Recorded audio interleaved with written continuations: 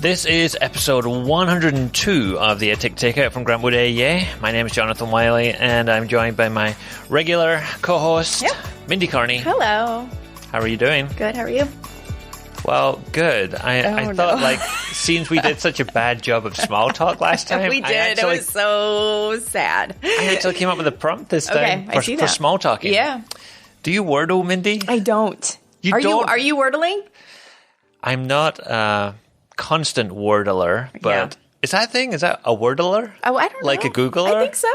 Okay. Why not? I see it a lot in my timeline. Yeah. And I showed it to my daughter. Yeah. And she likes it. Yeah. And every so often she'll come over and ask me for help and things on them. But I don't know anything about it, so tell me. I don't know anything about it because I did play Words with Friends. Yeah. I don't know how long ago that was. I know. That's why I thought you might Wordle. I know. I loved Words with Friends, but it's so addictive. I saw this. I'm like, it feels like it would be somewhat the same thing. I can't go in there. So I'm probably going to butcher the backstory, but it was a guy who created this game originally for his wife, or maybe it was his girlfriend at the time. I'm not sure. And the idea of the game is you get, I think, 6 chances to guess the mystery word. Oh. It's a 5-letter word every time. Okay. And when you guess a letter, it will tell you if 1, it is in the right place, or 2, if it is just the right letter. Oh. So it has to be a 5-letter word you guess as well. It has to be a real word. You can't just put in that 5 random letters. Yeah. Right. Okay. So it will turn green if the letter's in the right place, and it will turn yellow if it's the right letter, but just not in the right place. Oh. And you have 6 chances to try and guess the word. Okay. So it's interesting. And you just play one a day, right? It's like you get one a day. Yeah, there is only one a day. Yeah. And then the timer ticks down until the next one refreshes. I know Amber Bridge plays. Oh, she does? She's all in. Yeah. Okay. Yeah. It's actually based on, I think, an old game that we used to play when I was a kid. Yeah. Oh. Way back when, times black and white TV and stuff. Yeah.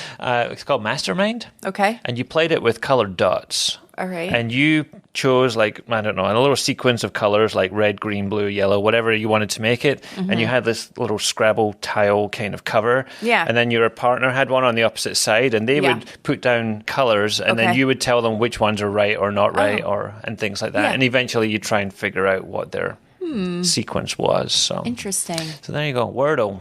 Everybody's doing it. I know. I did see this really funny meme that was like the different phases of COVID. And the first one was everybody's happy to be home. Phase 2 is Tiger King. Phase 3, and it went through all of these things that were, just the thing to be talking about. And the last one was Wordle, which I thought was funny.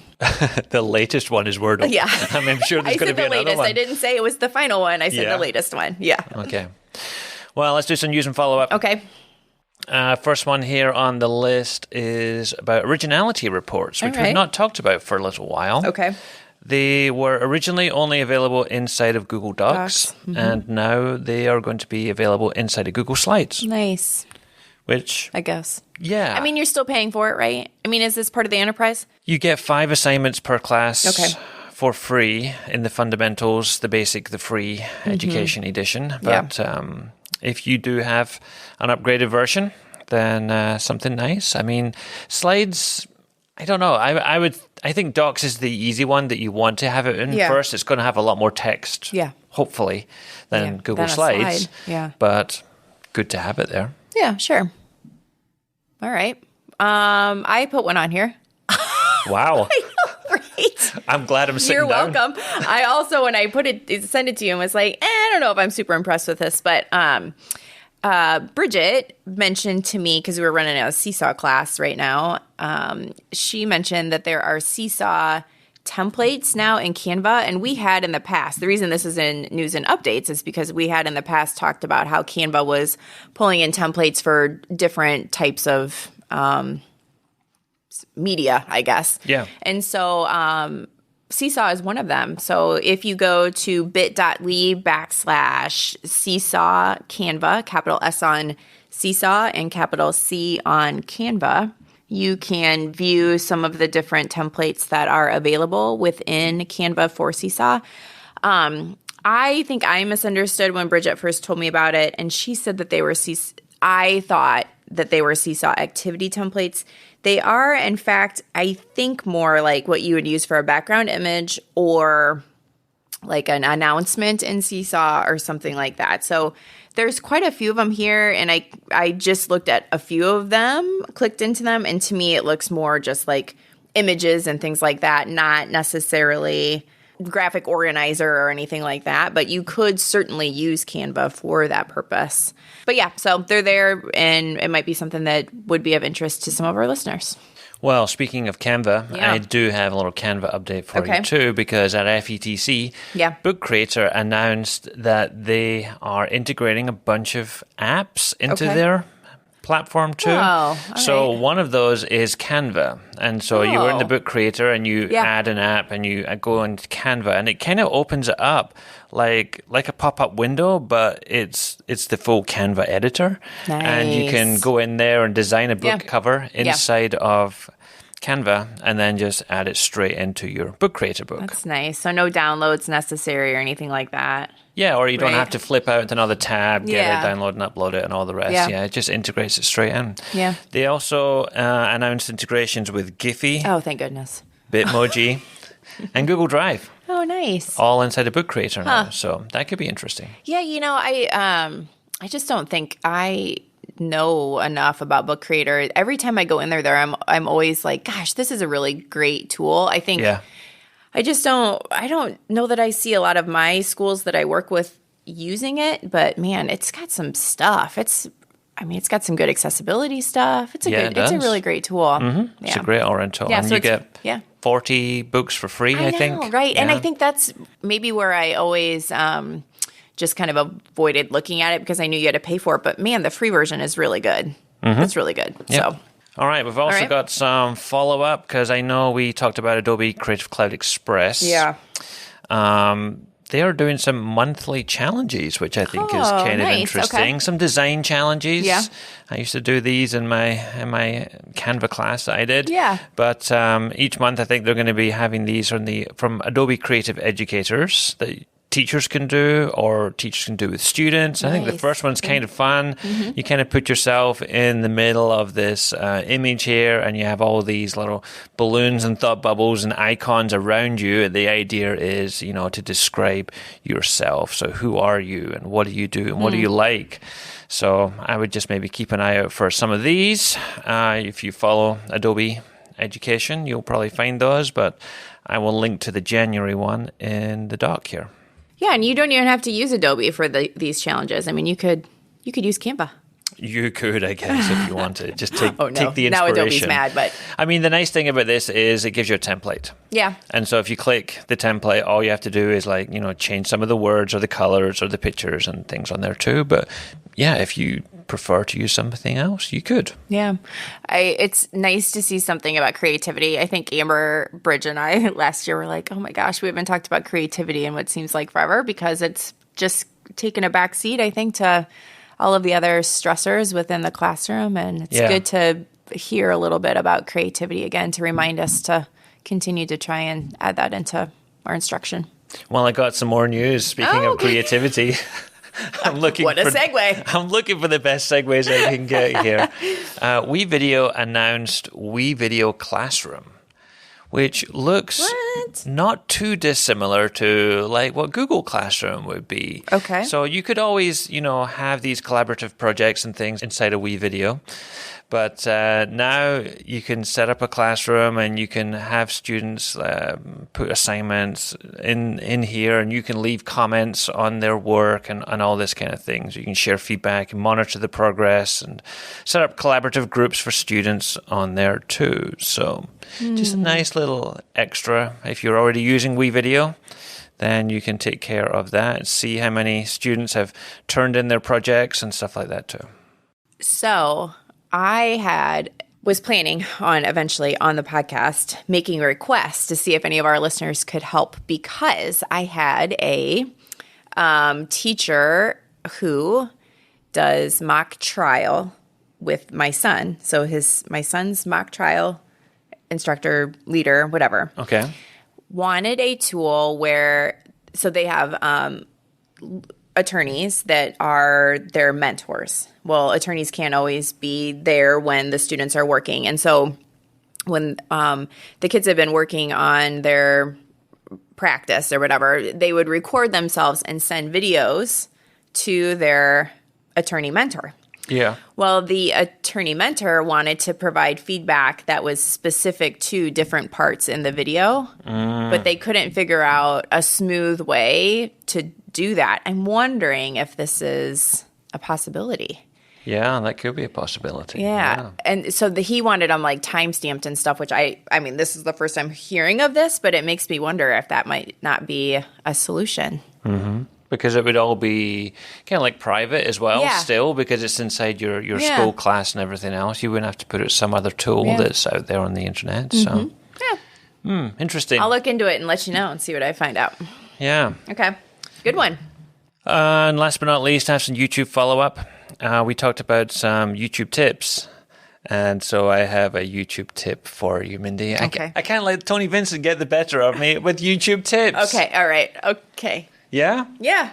So you're going to have to walk through this one. Okay. I think this is a good one. Okay. All right, so here's what I need you to do. I need you to open up a new tab, maybe mute your speakers so that we don't get the audio from it here. Okay. Go to YouTube and bring up a video, all right? Oh boy, what will YouTube choose for me? Dog stops tornado from forming. How about that video? I mean, why not, right? Okay, so I'm clicking on it now? Yep. Okay. And you don't have to play it. You can just play it and pause it. It's fine. Okay.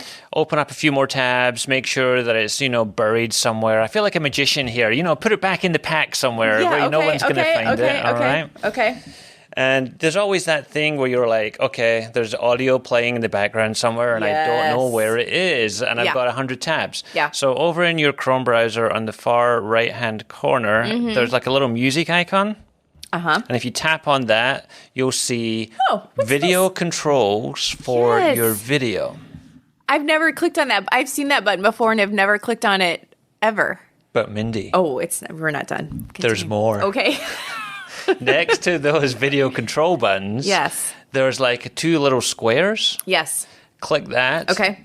And you'll get picture-in-picture YouTube video. Yes. That will hover on top of any tab or any app on your computer.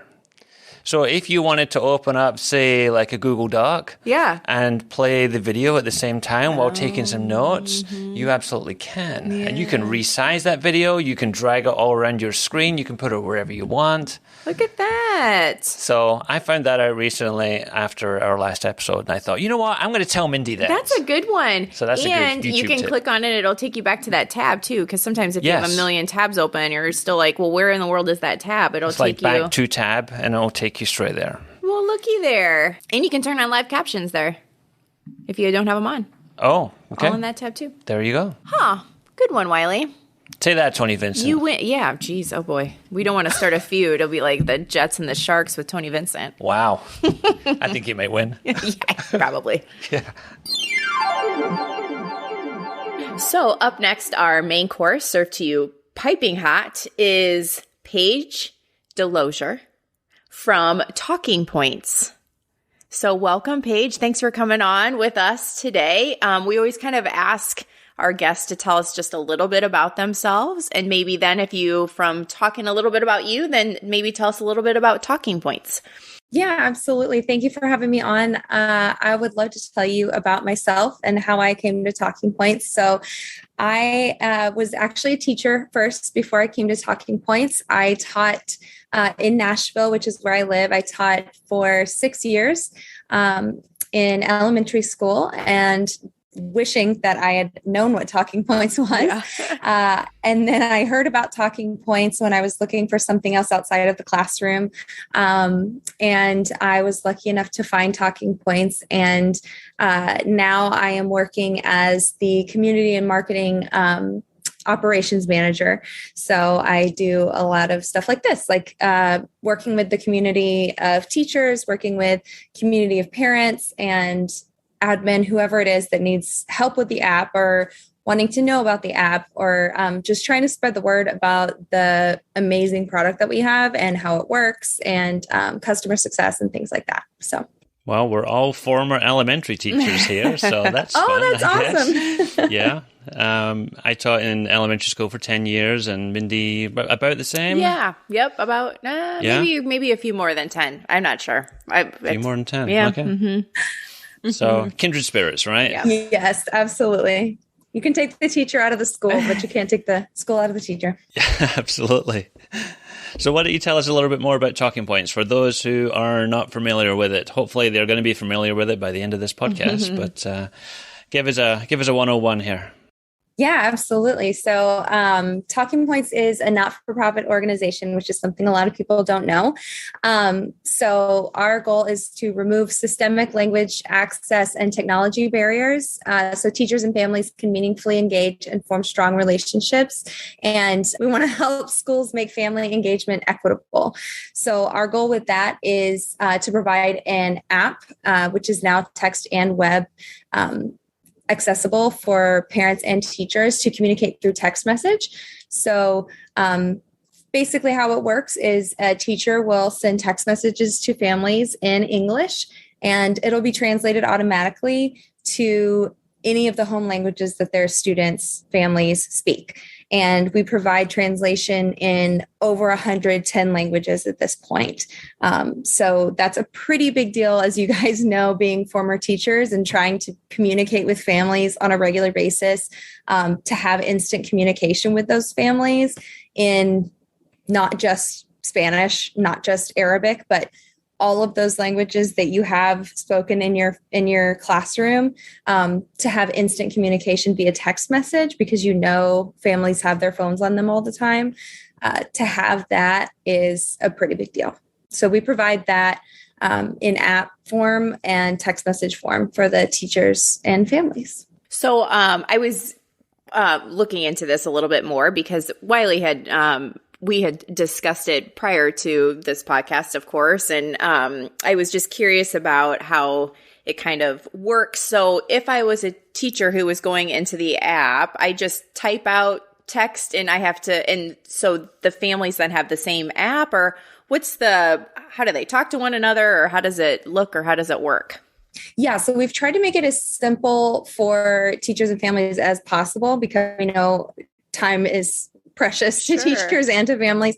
And so when teachers upload their classroom rosters, they will assign they'll assign the family's home language just at that beginning point, and then it lasts, so that they don't have to choose that translation every time they send a message. I know that's a pain point. So they can send a class announcement and it automatically translates for every family immediately. Wow. So I send that announcement hey, everybody wear your, shirt tomorrow for our field trip. And it's automatically translated for this family in Arabic, this family in Vietnamese, this family in Spanish, this family, it goes in English. And I don't have to worry about it. It just goes.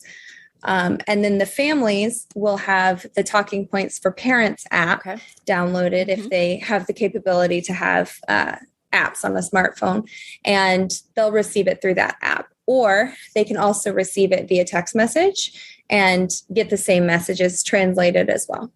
So I'm guessing, an important part of what you guys do is relying on an accurate translation. You need it to be correct. You don't want really any misunderstandings when you're communicating back and forward. So how do you make sure that you get the most accurate translation possible? Are you just running it through Google Translate, or is there more secret sauce on it than this? I knew that would be the question. Is it just Google Translate? Yeah. Because I know as a teacher, that's kind of all that was at my disposal, was just pull up Google Translate, and I would run things through Google Translate and then call over a child who spoke the language and be like, does this make sense? And that's not reliable. And we fortunately, we've put in the research, and we are constantly putting in more research. And we're the only app that provides not only that base level of machine translation, but we've built up additional levels of translation on top of that, so that it is accurate translation you can rely on in all of these languages. So it is that base level machine translation, which is where all the other apps stop. And then you've got human translation. You've got education-specific glossaries, which will recognize like terms that are specific to educational context and make sure that they are translated properly in that context. For example, if you're using the word hotspot, it's not going to translate it, for example, in Russian as a war zone. Right. It's going to understand that that's Wi-Fi. Mm-hmm. So like we're doing the research that is appropriate for what this translation is used for.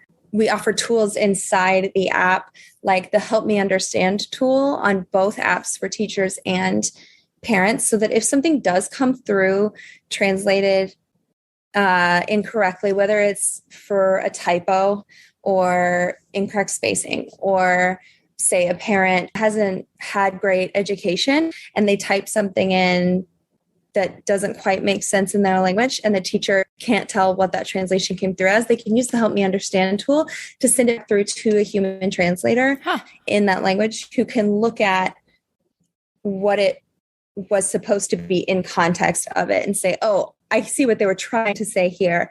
This is what they meant. So there's a lot of elements in Talking Points that you're not going to get with any other product, any other translation or family engagement communication app. Does it do these translations in real time? Does it work through the layers pretty quickly, or is there any delay in getting those messages out there? Yeah, so that's kind of our specialty, and that's kind of the whole point of it being a text messaging system is to do these communications in real time. We don't want to rely on email. We don't want to rely on sending papers home in backpacks where they never come back, or waiting for translators or interpreters at the schools where you have to, share somebody with 4 other schools and wait. Like, we want information to get to families equitably, which means at the same time in a language they understand, so that everyone is getting the information that they need. And that means in real time. So yeah, we get those messages out at the same time. If a translation takes a couple extra minutes, that's nothing compared to waiting, for that paper to be translated, or a person to drive over and communicate what it is that you're trying to translate. So this is really complex. I mean, some of the things, when you said about the education glossary, I'm like, oh my gosh, that's something I've never even thought about before. And it's so true. So that's super interesting. It sounds like a lot of layers. How or why? How is it that you can keep this a nonprofit, or why is it a nonprofit? That seems, Jonathan and I often talk about, gosh, nothing's free anymore in education. And so often things are free for a little bit and then they're not free anymore. And so how do you manage that, or how does that work for you guys? That's a great question. And that's one of the reasons that I'm so drawn to working for Talking Points. I know that teachers, I think, and this might sound self-serving because I was a teacher, but I think teachers are a very special type of person, and they have a heart for families and a heart for children. And so, and our CEO and founder, Hee-Jae Lim, she grew up as an English language learner, and she saw her mother struggle with communicating with her educators. And she saw other families whose parents couldn't quite communicate with their educators. And she saw the inequity that was happening there. And I taught EL students, I taught MLL students. And so understanding that they're not quite getting the same education that others are, simply because they can't have that communication. So with the creation of Talking Points, we want it to be available to the most under-resourced, underrepresented communities. And those under-resourced, underrepresented communities, they don't have all the funding. Mm-hmm. They don't have all the money. So we need it to be available to them for free. So the teacher app will always be free for teachers. It is free and will always be free for teachers. And the parent app is free and will always be free for teachers. And for parents. Mm-hmm. And that's one of the reasons that we've chosen to go with text messaging over, for instance, email, because in those communities, our research has shown that they're much more likely to have a cell phone on hand and access to text message than to Wi-Fi and email. And then we do partner with schools and districts who will buy those partnerships, who will pay for those partnerships. And that helps us provide that free app for individual teachers and for parents, and fund that research that we do. And we have incredible funders, and we have incredible partners that give us grants and things to further that research that helps us keep that free for teachers.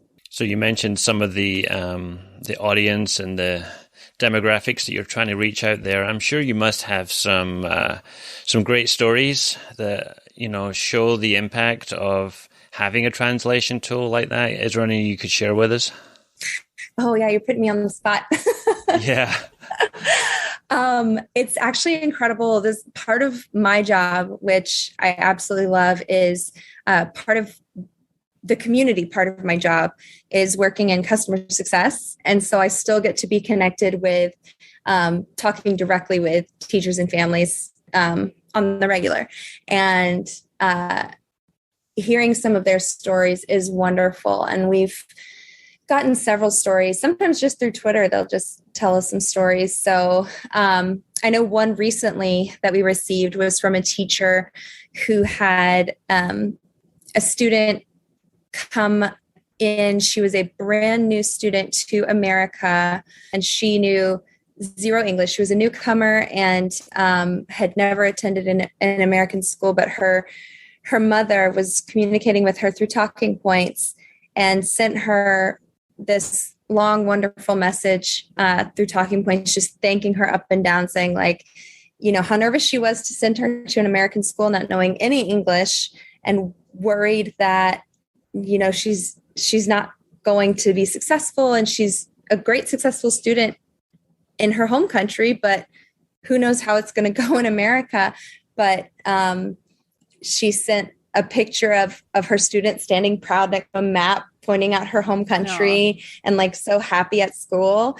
And the mother thanking her for welcoming her in and being so communicative to her through the app.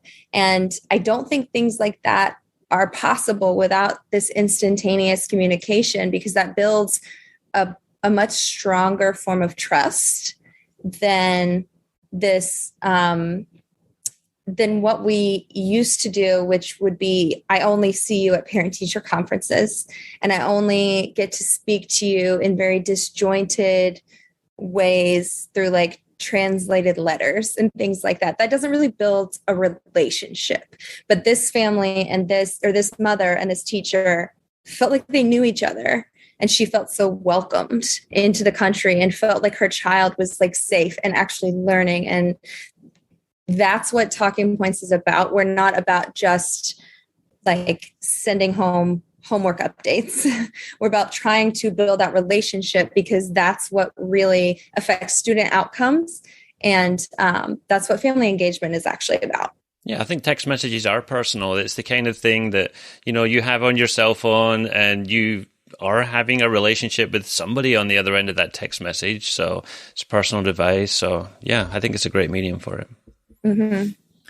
So, Paige, you had mentioned a little bit that you're kind of gathering these stories and all of the research that you do and are looking at. So what kinds of things are you guys researching, or what are you gathering information yourself about this? I'm just curious, because we talk a lot about research too, because I'm kind of a research nerd, but I'm just curious about, when you're talking about the research that you guys are looking at, what are you looking at, or what are you gathering around TalkingPoints? Yeah, so we do all kinds of research. We have a research team that does research around what kinds of conversations teachers are having with families. Mm-hmm. That's one thing. I myself do research on my community side, where I have our Talking Points teacher advisory panel, which is a group of 10 to 12 teachers who use the app regularly and they're like champions of Talking Points. And I meet with them every couple of months and just talk about like, how is teaching right now? How's it going? What's family engagement like? What are your major pain points in teaching? What are your major pain points in being with families? And just like in general, like just to keep our finger on like education in general. They help us a lot with that. They talk to us about what is great with the app and what could use improvement. We do a lot of the changes we make on the app are like user recommended. Like when teachers, parents ask about things and we hear them a lot, we make those changes. I don't know about other apps that do that. And I love seeing that when we can say like, you guys asked for this and our design team or our product team like made it happen. And that's really exciting to see that. And then we have our product engineers who are constantly working on translation research and how we can make it even more accurate. And like I said, a lot of our translation systems are our own. So we've built that, and that took a lot of research and is ongoing. And our language list is constantly growing, and that takes a lot of research. So there's just research everywhere. And with our partners, our districts and schools, they'll do some pilots with us on new product features and things like that. So there's research going on constantly with Talking Points. Well, let me pick up on that idea of new product features. I'm sure in the edtech world, you're always looking to evolve and yes, have the latest things. Can you shed any light on what some of those future features might be, or is that all top secret? Is there things you still like to do? They tell me the stuff that is ready to go out because I'm the one on the social media channels. Right. I can tell you our best features and our exciting features. Sure.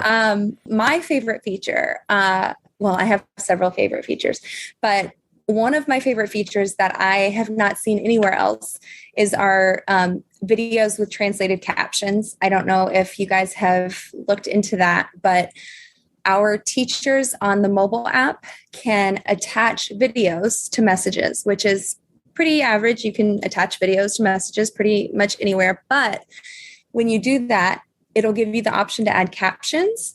And when you do that, it'll translate those captions into each family's home language. So let's say like my use case for this that I like to share is if you are wanting to, at the beginning of the year, welcome families back into school and give like an early classroom tour. Say like, this is your new classroom. I can't wait to show you around, but here it is. And here's where you'll sit. And here's our reading corner. And here's, where we'll do this. And here's our science. Here's our class pet or whatever. And then the parents who don't understand anything you're saying, maybe can read along with you as you're explaining that. And then when they come to visit you at school and maybe they don't have a great relationship with the education system, or they don't feel comfortable entering school buildings, they recognize your face, they recognize your voice, and they already know what your classroom looks like, so they're more comfortable entering. I love that.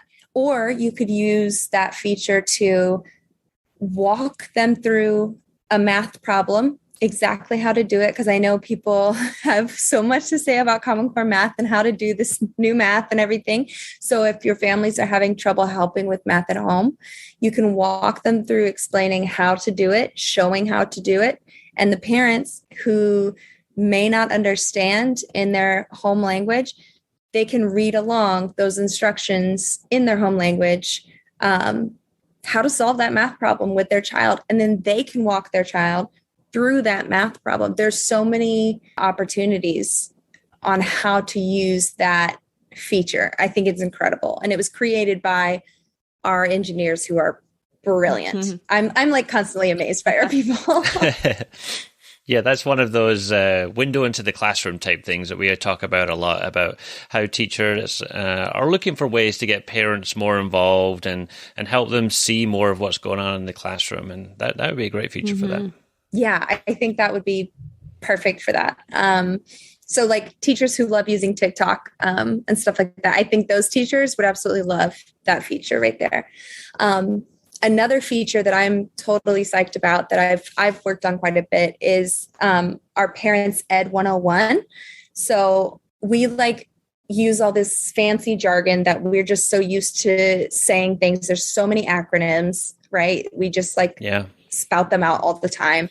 And we use words like assessment and IEP and just all these fancy words that parents may or may not have any clue what we're talking about. And we just don't think to bring it down to everyone else's level. If a teacher sends a message with one of those terms that we've identified in it, it'll highlight that term and the parent can click on that term and a definition will pop up and just be like, hey, just so you know, this is what they're talking about. Is that for English too? Or yes. Yes. Yeah. Definitely. Yeah. Because I mean, we just don't think we're always in that teacher brain. Mm-hmm. We're always in that teacher mode of like, everybody knows what I'm talking about. And they don't. That's right. So those are my two favorite features, I think. Well, if people were interested in trying out Talking Points and signing up for that free account, where should they go? They should go to talkingpts.org. And that up at the login or sign up button, it'll give them the option to sign up as a teacher or as a family member. That sounds easy enough. Yeah. Yeah, very easy. Or if they want to do the mobile app, they can find it on Android or iOS. All right. Well, thank you so much for coming on, Paige, and talking with us about Talking Points. And I'm sure there'll be lots of teachers that this has really been an interesting podcast for them and probably a new tool that maybe they haven't looked into yet. So thank you so much for coming on. Thank you for having me. I'm excited to share the word. Thanks, Paige. All right. So on to my favorite part of the show, tech nuggets. Oh, I gotta love me some tech nuggets. Yeah. Okay. So I feel like I should start. I think you should too. Okay. All right. So I found this tool that I think is kind of fun and could be useful. Mm-hmm. It has an interesting name. It does. And I need everyone to listen carefully. It is called Rasterbaiter. All right. So I don't know where the name comes from. I know where the name comes from. You do? Please tell me it's because the person's last name is like Raster or something. No, it's the technique that's used to enlarge. It's called to rasterize an image. Oh. So. Okay. All right. So I'll tell that now. Maybe that makes sense to people. I've still never heard that term before. Okay. Okay. So this tool allows you to upload an image and create it and print it so that it is like multiple pages so you can enlarge your image. So like I uploaded, of course, a picture of myself. Of course. I mean, it's me. What else would you do? And it enlarged it to 12 pieces of 8.5 by 11 paper. So that it would have been a huge image of me that I almost printed for you, but I did not because I thought it was wasteful. Mm-hmm. But I did think it could be something that teachers there might be a really great reason to have something like that in their classroom. Yeah.